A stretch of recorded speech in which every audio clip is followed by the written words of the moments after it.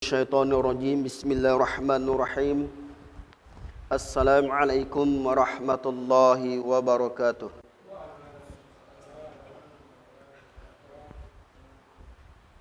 Innal hamdalillah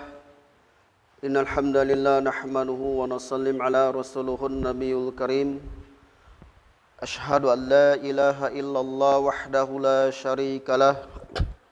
Ahadan samadan lam yalid wa lam yulad wa lam yakul lahu kufuwan ahad.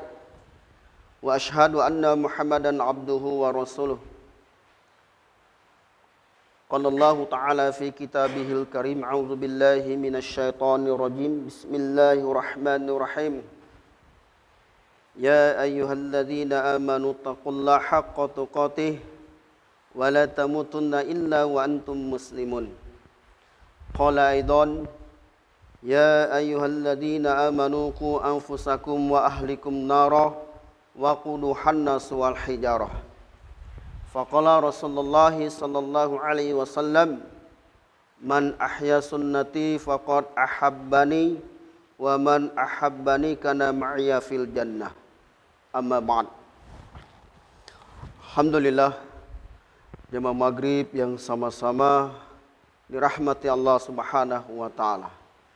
Yang saya muliakan alim ulama, orang tua kami, izinkan saya untuk menyampaikan perkara agama. Alhamdulillah. Hadirin jamaah maghrib yang sama-sama dimuliakan Allah Subhanahu wa taala. Allah Subhanahu wa taala begitu banyak memberikan nikmat kepada kita. Bahkan disampaikan, kalaulah ranting-ranting di atas muka bumi jadikan pena, daun-daun yang ada di muka bumi jadikan kertas, air laut, air danau jadikan tinta, untuk menghitung nikmat Allah Subhanahu wa taala yang diberikan kepada manusia, ditambah lagi 7 benua, maka tidak akan cukup untuk menghitung nikmat Allah Subhanahu wa taala yang diberikan kepada manusia. Hadirin yang dimuliakan Allah Subhanahu wa taala. Salah satu kata alim ulama, sekian banyak nikmat yang Allah berikan kepada manusia, ada 3 nikmat yang nampak yang Allah berikan kepada diri seorang manusia. Selalu ini diulang-ulang, hadirin yang dimuliakan Allah. Yang pertama, Allah Subhanahu wa taala berikan nikmat kepada manusia, nikmat harta. Nikmat harta ini Allah Subhanahu wa taala berikan kepada siapa saja. Orang berimankah dia? Tidak berimankah dia? Orang Islamkah dia? Bukan Islamkah dia?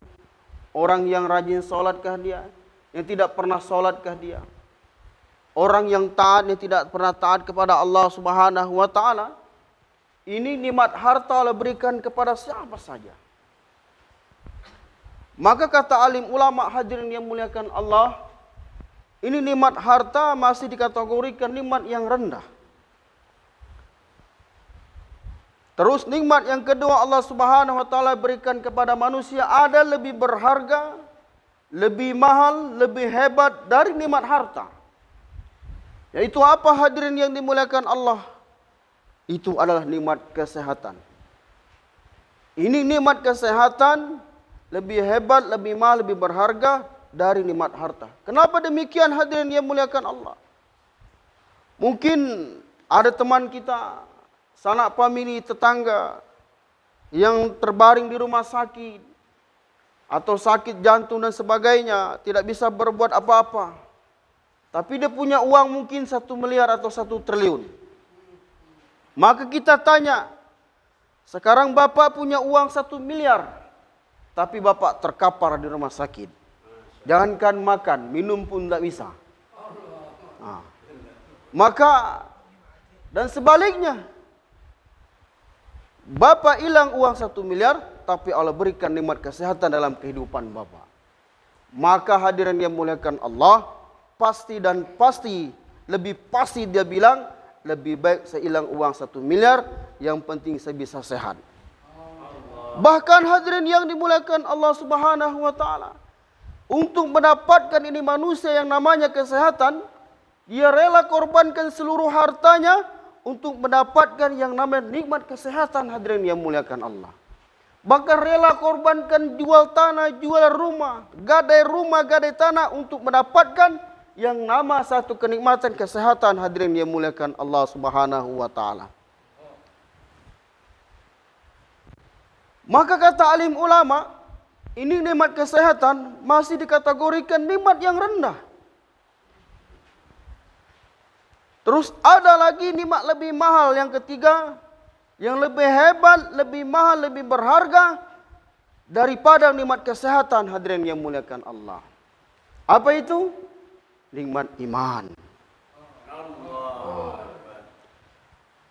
Karena apa, hadirin? Nikmat iman begitu mahal daripada harta dan kesehatan. Walaupun dia pangkat yang tinggi, hartanya banyak, mobilnya banyak, istri juga banyak, tapi tidak kesehatan banyak, tapi tidak ada iman dalam kehidupannya, maka tidak ada jaminan akan dapatkan kebahagiaan, hadirin bukan Allah.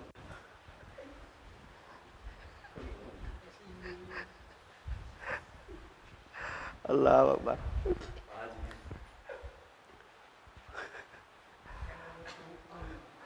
Allahu Akbar. Hadirin yang bukan Allah Subhanahu wa taala.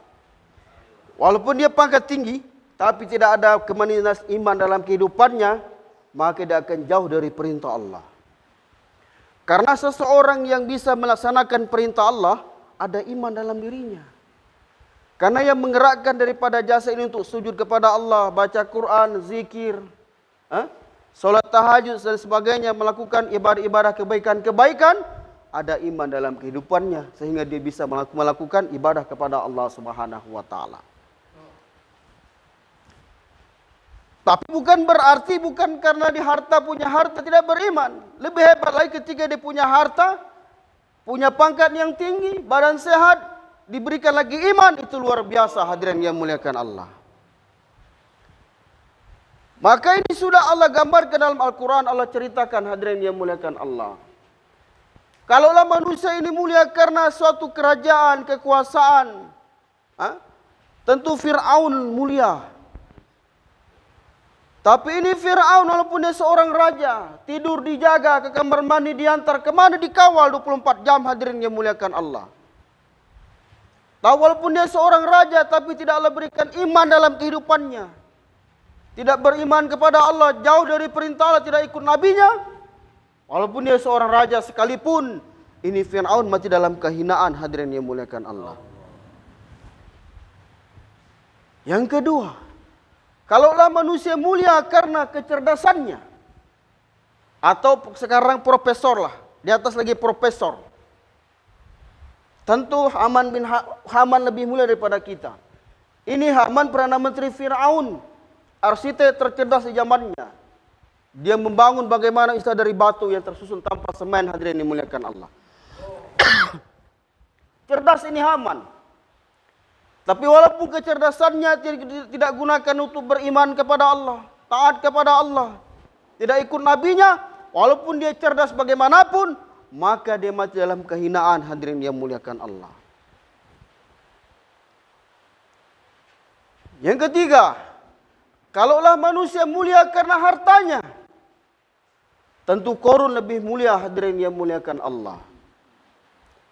Ini Qarun, bahkan kita masih SD sudah disampaikan guru, kalau kau dapat punya harta kali-kali tanah, dapat tanah, itu harta Qarun.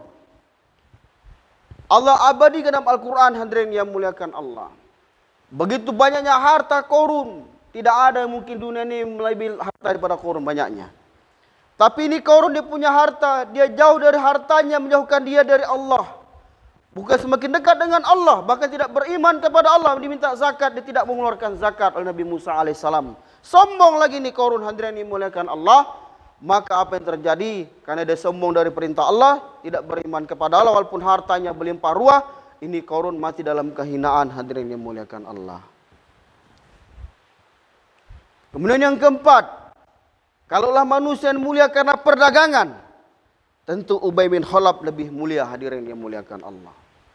Ini Ubay bin Khalaf musuh besar Islam. Bahkan dia sudah dalam riwayat dia sudah menyiapkan kuda yang kuat gagah untuk membunuh Rasulullah sallallahu alaihi wasallam. Hadirin yang muliakan Allah. Ketika medan perang Uhud, maka dia mengejar dengan kuda kencang menghadap Rasulullah. Maka Nabi ambil sebilah tombak Nabi tergores lehernya, dia langsung jatuh Ubay bin Khalaf sampai ketakutan. Hadirin yang muliakan Allah. Nah, ini Ubay bin Khalaf pedagang yang besar, tapi perdagangannya melalaikan dia daripada Allah. Dia tidak taat kepada Allah, tidak beriman kepada Allah, tidak ikut Nabi sallallahu alaihi wasallam. Walaupun dia pedagangannya bagaimana banyaknya, tokonya banyak, rokoknya banyak, tapi tidak beriman kepada Allah, jauh daripada Allah, dia mati dalam kehinaan. Bahkan ketika perang Uhud, dia belum sampai ke Mekah, dia mati dalam kekafiran. Hadirin yang dimuliakan Allah. 4 orang ini mati dalam kehinaan. Fir'aun mati dalam kehinaan bukan karena kerajaannya. Haman mati dalam kehinaan bukan karena kecerdasannya. Qarun mati dalam kehinaan bukan karena hartanya. Ubay bin Khalaf mati dalam kehinaan bukan karena perdagangannya. Tapi 4 orang ini mati dalam kehinaan, mati tidak bawa iman. Hadirin yang muliakan Allah. Maka iman ini sangat mahal, hadirin yang muliakan Allah. Bahkan ini sahabat dulu, hadirin yang muliakan Allah, untuk mempertahankan iman dalam kehidupannya, mereka korban nyawa, Pak. Kita sekarang ini jangan kena korban nyawa, gigit nyamuk pun sudah mengeluh, belum dikorban nyawa. Bagaimana iman meningkat? Allahu Akbar. Hadirin yang kena Allah. Maka dari ini Pak, sahabat bagaimana kisah Bilal bin Rabah mempertahankan iman dalam dirinya. Disiksa orang kafir siang malam, dicambuk, dijemur, 24 jam disiksa. Tapi begitu yakinnya kepada Allah Subhanahu wa taala, walaupun dia bagaimana disiksa, dia tidak akan pernah lepas iman dalam kehidupannya. Bagaimana kisah seorang sahabiah, bahkan dikatakan hadirin dia muliakan Allah, wanita pertama mati syahid adalah Sumayyah. Satu keluarga Sumayyah Yasir dan Yasir dan Ammar bin Yasir dan mamanya Sumayyah. Satu keluarga ini orang miskin. Ini Sumayyah dicambuk berhari-hari orang-orang Abu Jahal, Abu Lahab. Apa kata Abu Lahab? Wahai Sumayyah, akan kubebaskan engkau pada detik ini juga. Tapi satu syaratnya, kata Abu Jahal, tinggalkan Islam. Ini Sumayyah Pak dalam riwayat umurnya kurang lebih 95 tahun. Bagaimana tuanya? Haji Idris saja 84 tahun, bagaimana tuanya? Ini hampir 100 tahun disiksa lagi Pak. Dicambuk berhari-hari. Bayangkan. No? Tapi apa kata Sumayyah? Wahai Abu Jahal, walaupun kau bunuh aku saat ini juga, aku tidak akan tinggalkan Islam. Allahu Akbar. Bayangkan Pak. Kalau kita sekarang bagaimana Pak? Allahu Akbar. Akhirnya apa yang terjadi? Maka dalam riwayat itu Abu Jahal neludai itu mukanya Abu Jahal. Karena Abu Jahal jengkel, dia ambil sebilah tombak, disuruh jongkok pada badan Sumayyah, ditombak dari lubang kemaluan, temu sampai ke mulutnya. Hadirin yang muliakan Allah. Maka disampaikan riwayat, wanita pertama tisya adalah Sumayyah. Hadirin yang dimuliakan Allah Subhanahu wa taala. Mempertahankan iman dalam kehidupannya, Pak. Kalau hari ini kita jual iman, pergi ke pasar untuk timbang curang, simpan dulu iman di lemari. Simpan dulu imannya, nanti pulang baru ambil imannya untuk sholat ke masjid. Di pasar dia bawa iman. Maka hadirin yang dimuliakan Allah, suami juga begitu suaminya Pak. Namanya Yasir. Sudah tua juga. Habis 100 tahun umurnya. Disiksa, dicambuk berhari-hari orang kafir Quraisy. Apa kata Abu Lahab? Wahai Yasir, akan kubebas engkau detik ini juga. Tapi ada satu syarat. Tinggalkan Islam. Wah, apa yang terjadi Pak? Saking sejengkel ini Abu Lahab, maka diperintahkanlah pasukan tentara Quraisy. Satu tangan kanannya diikat satu ekor kuda, tangan kiri diikat dengan satu ekor kuda, kaki kanan diikat dengan satu ekor kuda, kaki kiri diikat dengan satu ekor kuda, disuruh tarik arah berlawanan, sehingga tubuhnya terbelah 4, hadirin yang muliakan Allah. Mempertahankan iman, Pak. Secara fisik, secara zahir memang bagi kulahis, mati dia. Tapi dia merdeka, hadirin Allah Ta'ala. Kenapa dia mati syahid? Orang mati adalah langsung masuk surga, hadirin yang muliakan Allah Subhanahu wa Ta'ala. Maka inilah kita butuh usaha bagaimana iman. Karena iman inilah yang menentukan nanti titel yang terbaik di sisi Allah Subhanahu wa Ta'ala. Bukan dia lagi profesor, doktor, pejabat, tidak, Pak. Nanti yang paling tinggi derajatnya orang yang beriman betul, amalnya betul, maka akan selamat masuk surganya Allah Subhanahu wa Ta'ala. Siapapun dia. Nah, orang miskin, pejabat, bukan pejabat, kalau dia mati bawa iman, maka insya Allah dia akan bahagia, baik dunia sementara akhirat yang selama-lamanya. Maka hadirin yang bukan Allah Subhanahu wa Ta'ala, Nabi selalu ingatkan para sahabatnya bagaimana iman yakin sempurna kepada Allah 13 tahun, tapi Nabi selalu ingat sahabatnya. Jadidu imanakum qila kaifa jadidu imana Rasulullah qul aksiru min qauli la ilaha illallah. Wahai sahabatku, perbaharui iman kalian. Nabi sahabat bertanya, bagaimana caranya ya Rasulullah? Aksiru min qauli la ilaha illallah.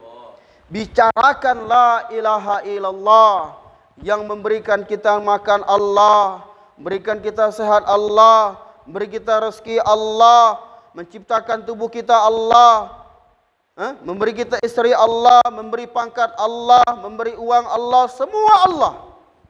Nah, ini harus dibicarakan hari-hari dalam kehidupan kita, baik sama anak, sama istri, sama teman, tetangga, sehingga ini bicara kebesaran Allah, tanamkan dalam hati kita kehebatan Allah. Ketika kebesaran Allah masuk ke dalam hati kita, walaupun kita punya mobil Alphard, kalau ditabrak orang tidak terkesan. Tapi kalau mobil Alphard yang masuk dalam hati kita, jangankan ditabrak, digores pakai pensil, sudah sakit hatinya, marah-marah, hadirin yang muliakan Allah. Karena Alphard yang dalam hatinya bukan kebesaran Allah Subhanahu wa Ta'ala. Sebagaimana kisah Nabi Ayub alaihissalam. Nabi Ayub alaihissalam, hadirin yang muliakan Allah Subhanahu wa Ta'ala, kenapa dia begitu mulia sisi Allah Subhanahu wa Ta'ala? Bahkan dikatakan dia paling sabar. Nabi paling sabar. Imannya sempurna kepada Allah. Ini hadirin yang muliakan Allah, ini Nabi Ayub orang kaya, Pak. Nabi Ayub orang kaya. Nabi Ayub dia punya kebun, punya peternakan. Orang kaya Nabi Ayub alaihissalam. Maka itu iblis, hadirin yang muliakan Allah,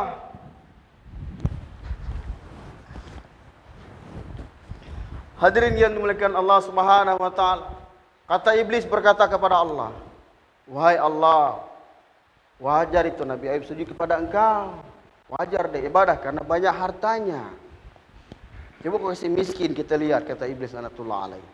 Maka Allah uji dengan kemiskinan, habis semua kebun terbakar, peternakannya habis semua mati, hadirin, dan jatuh miskin, hadirin yang muliakan Allah.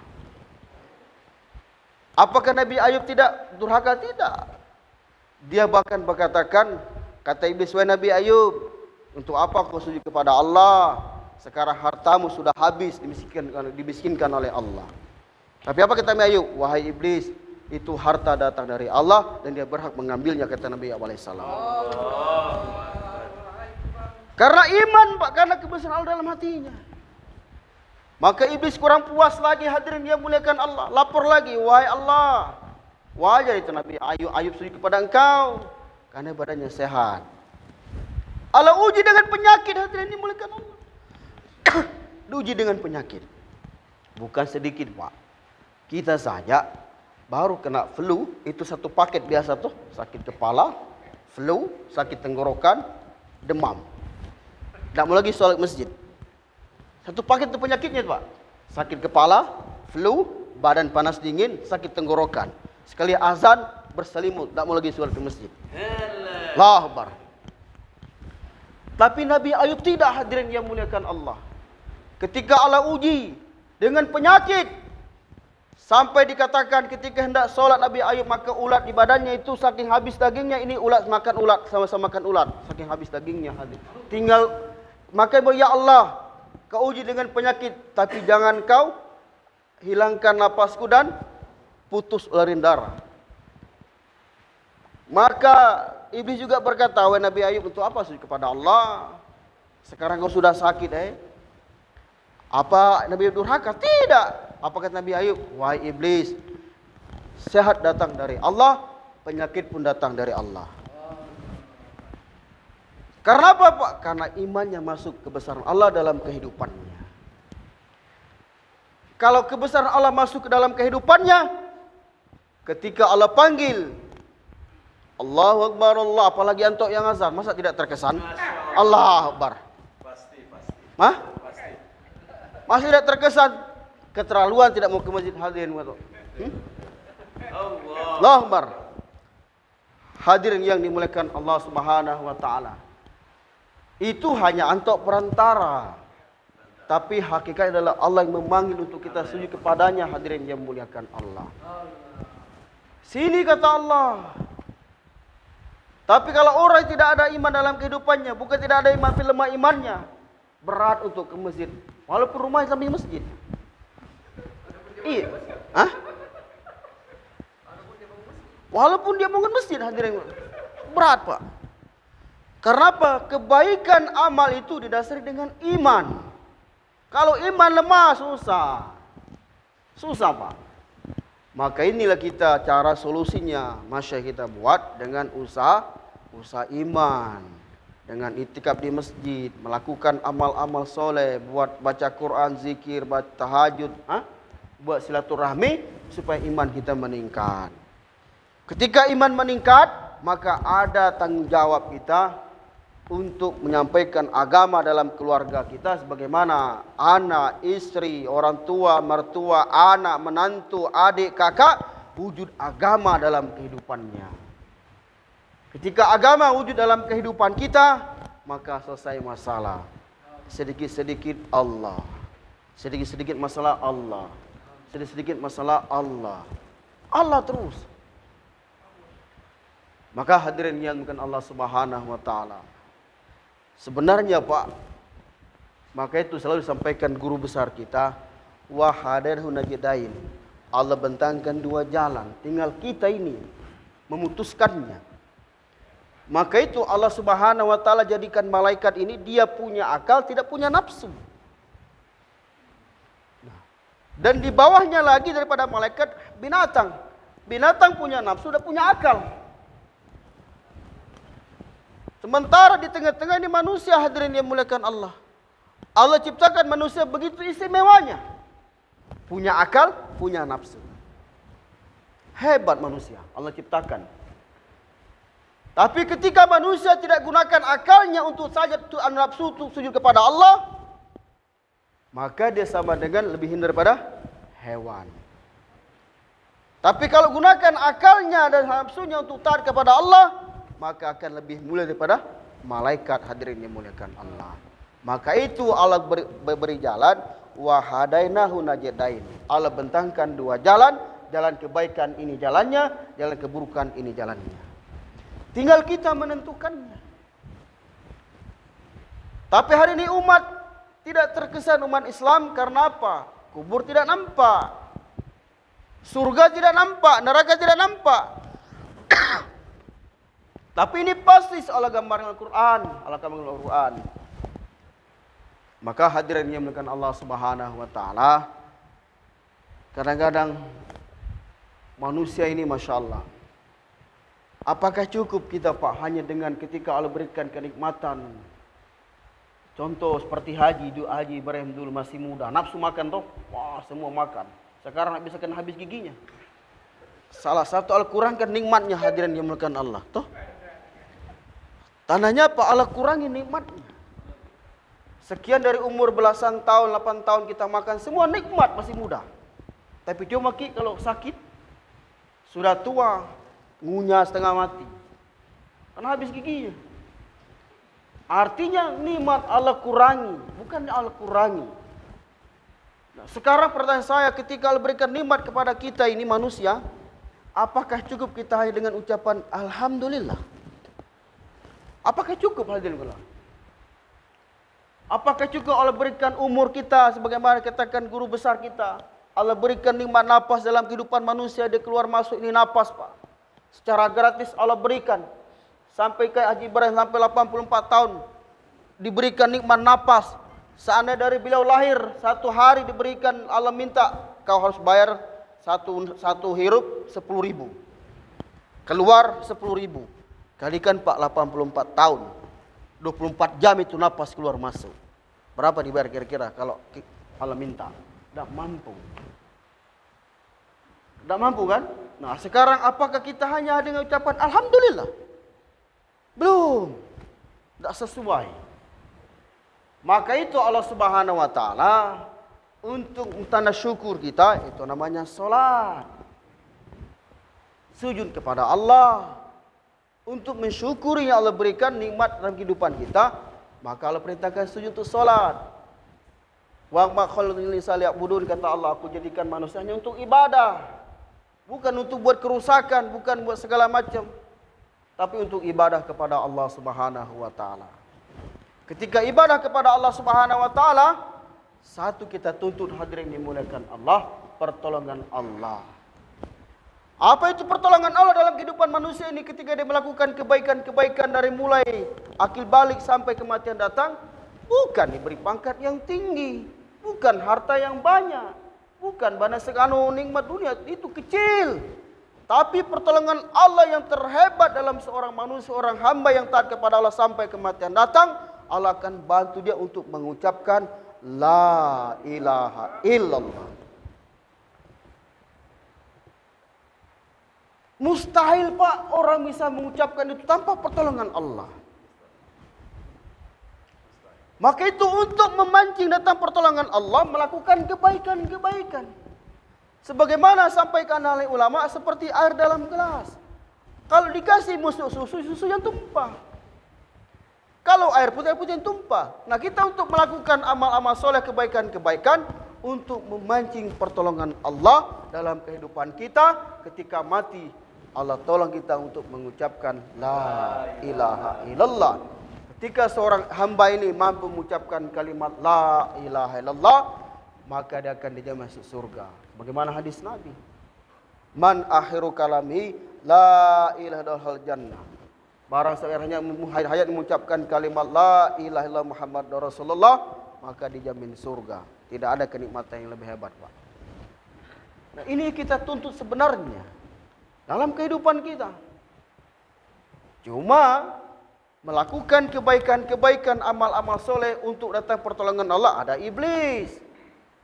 Ketika iblis apa? Ketika solat, kita disuruh riya, disuruh sombong. Iblis yang suruh, digoda. Maka kata alim ulama, kita melakukan ibadah, banyak istighfar kepada Allah ketika sebelum beramal, di tengah beramal dan akhir beramal.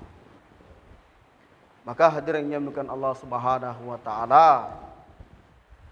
Tapi la ilaha illallah bukan hanya untuk kita. Nabi itu diutus oleh Allah Subhanahu wa taala untuk kalimah ini. Mengamalkan kalimah la ini Nabi, para nabi dan rasul semua, para sahabat mengamalkan la ilaha illallah dan menyampaikan juga kalimat la ilaha illallah pada orang lain. Maka hadirin yang Allah Subhanahu wa taala, ketika Rasulullah SAW pulang dari dakwah, berenang di tengah kejahilan pada saat itu beliau Pak, berjumpa dengan orang-orang jahil di Mekah Quraisy, kaum Quraisy. Maka dia pulang, hartanya habis. Maka dia pulang ke rumah istrinya Siti Khadijah radhiyallahu anha. Maka dia masuk ke rumah. Maka Rasulullah ini kelelahan dalam jumpa dengan manusia. Tapi kelelahan beliau adalah kenikmatan yang luar biasa. Maka dia baring di pahanya istrinya Siti Khadijah radhiyallahu anha. Maka Siti Khadijah melihat, begitu Rasulullah lihat lelah jumpa dengan manusia, mendakwakan ini agama. Bahkan beliau neteskan air mata istrinya sampai jatuh ke pipinya yang mulia baginda Rasulullah SAW. Maka Rasulullah terbangun. Wahai istriku Khadijah, kenapa engkau menangis? Apakah engkau menyesal menikahkan aku Muhammad? Apakah engkau menyesal wahai Khadijah? Apa kata istrinya? Wahai Rasulullah, aku bukan menyesal menikah dengan engkau. Sekarang hartaku sudah habis kukorbankan untuk agama. Kedermawanku telah habis untuk agama. Harga diriku, hormatku telah korbankan untuk agama, kata Siti Khadijah. Tapi sekarang Islam belum berkembang, wahai Rasulullah sallallahu alaihi wasallam. Seandainya nanti engkau buat dakwah, menyampaikan ini agama, tidak ada hartamu lagi untuk menyampaikan modal untuk dakwakan agama, kata Siti Khadijah. Ketika aku mati, kata istrinya, galilah kuburku, jadikanlah tulang belulang untuk jadikan tulangku apabila kau buat dakwah, menjadikan jembatan untuk menyeberangi sungai. Hadirin dimuliakan Allah. Jadikanlah tulang belulangku untuk korbankan untuk agama. Hadirin dimuliakan Allah Ta'ala. Sekarang hari ini kita lihat, Pak, agama, kata alimah, sebagaimana ada yatim ditawarkan pada pejabat, sibuk dengan pejabat, ditawarkan dosen, sibuk dengan mahasiswanya agama hari ini. Ditawarkan petani, ditawarkan agama, sibuk dengan pertanian. Agama ditawarkan dengan perdagangan, sibuk dengan perdagangannya. Maka agama yang diharapkan bagaimana yatim. Maka, tapi agama ini bagi anak yatim, maka semua sibuk dengan urusan dunia. Padahal ini agama yang bisa menyelamatkan manusia. Hadirin yang dimuliakan Allah Subhanahu wa taala. Maka hadirin Allah Subhanahu wa taala, Rasulullah sudah meninggal, sahabat sudah tidak ada lagi. Tapi agama hari ini kita lihat di mana-mana. Jauh manusia dari perintah Allah Subhanahu wa taala. Jauh dari mengerjakan perintah Allah Subhanahu wa taala. Sebagaimana sampaikan alim ulama, kenapa keburukan merajalela? Karena ada orang yang paham kebaikan, tahu dengan kebaikan, mereka tidak menyebarkan kebaikan tersebut. Hadirin yang dimuliakan Allah. Sebagaimana kegelapan. Ada kegelapan, Pak, tapi kalau dia tidak akan terang kalau tidak bawa cahaya. Maka bagaimana ini hilang kegelapan? Maka kita harus bawa cahaya sehingga ini gelap hilang dan akan timbul cahaya. Hadirin yang dimuliakan Allah Ta'ala. Maka ini, Pak, usaha dakwah ini bukan tanggung jawab tabligh, tapi punya tanggung jawab umat Islam yang mengaku dia sebagai umat Nabi. Maka dia punya tanggung jawab untuk menyampaikan ini agama. Hadirin yang dimuliakan Allah. Hadirin yang dimuliakan Allah Subhanahu wa taala. Maka untuk perkara ini, Pak, kita masyayikh kita, alim ulama kita buat metode bagaimana kita buat dakwah sebagaimana dakwahnya Rasulullah sallallahu alaihi wasallam. Sebagaimana disampaikan oleh Kiai Haji Huzairon, agama ini cara dakwah adalah sebagaimana air yang mengalir, maka yang paling jernih adalah di pangkalnya. Kalau sudah di ujung itu sudah bercampur dengan kotoran. Maka dakwah yang baik adalah mengambil agama air yang di pangkalnya. Begitu juga bagaimana ini jadikan perubahan umat taat kepada Allah. Maka kita dakwah dengan cara Rasulullah SAW, jumpa pintu ke pintu, rumah ke rumah, orang per orang, bagaimana untuk mengingatkan kepada Allah Subhanahu wa taala sebagaimana firman Allah, wa zakir fana zikru tanfal mu'minin, dan berilah peringatan, kata Allah, sesungguhnya peringatan itu bermanfaat bagi orang-orang yang beriman. Hadirin yang dimuliakan Allah Subhanahu wa taala, mungkin hanya itu sampaikan. Maka untuk mendapatkan ini semua, Pak, kita belajar buat pengorbanan. Keluar 3 hari, 40 hari tiap tahun, 2,5 jam atau 4 bulan seumur hidup. Bagaimana sehingga agama wujud dalam kehidupan kita, wujud dalam keluarga, dan wujud agama di seluruh alam. Sempurna majelis. Subhanakallahumma wa bihamdika asyhadu an la ilaha illa anta astaghfiruka wa atubu ilaik. Akhirul kalam. Wassalamualaikum warahmatullahi wabarakatuh. Waalaikumsalam.